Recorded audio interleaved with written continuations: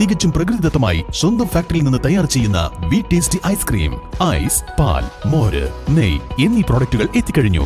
ഇനി വിശ്വസിച്ച് ഫാമിലിയോടൊപ്പം കുഞ്ഞുങ്ങളുമായി ശുദ്ധമായ ഐസ്ക്രീം വിവിധ ഫ്ലേവറുകളിൽ മതിയാവോളം കഴിക്കാം. VTS milk products, Manjeri road, Pandikkad.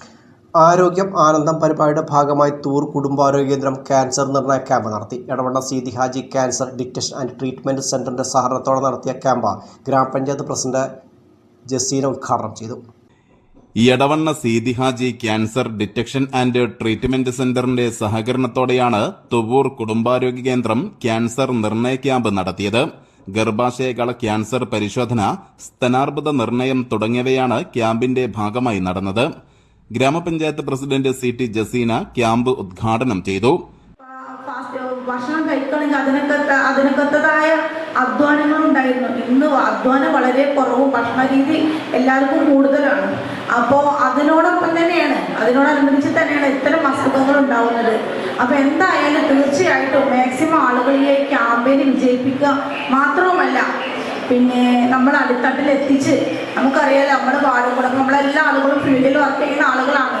ഇത്തരത്തിൽ നമ്മൾക്ക് ഒന്ന് കണ്ടുപിടിച്ചാൽ തന്നെ അറിയാം ആരൊക്കെ ഇതിൽ പങ്കെടുപ്പിക്കണം എന്ന് വെച്ചാൽ അവർ തീർച്ചയായിട്ടും ഈ ഒരു ക്യാമ്പയിൻ്റെ ഭാഗമായിട്ട് അവരെ പങ്കെടുപ്പിച്ചുകൊണ്ട് ഇത്തരം അസുഖത്തിൻ്റെ കാര്യങ്ങളും അതിൻ്റെ ഗൗരവവും അവർക്ക് പറഞ്ഞു കൊടുത്ത് തീർച്ചയായിട്ടും അവരിതിന് വിധേയമാക്കുകയാണ് ചെയ്യുന്നത് കേട്ടോ.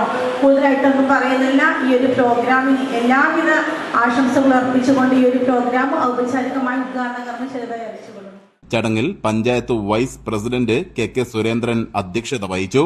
സ്ഥിരം സമിതി അധ്യക്ഷ NP നിർമ്മല, അംഗങ്ങളായ NK നാസർ, നീലിയോട്ടിൽ Rajani, health inspector VV Sreejith, public health nurse Ambili, junior health inspector P Sindhuja, JPHമാർ, MLSPമാർ, ആശാ വർക്കർമാർ തുടങ്ങിയവർ പങ്കെടുത്തു.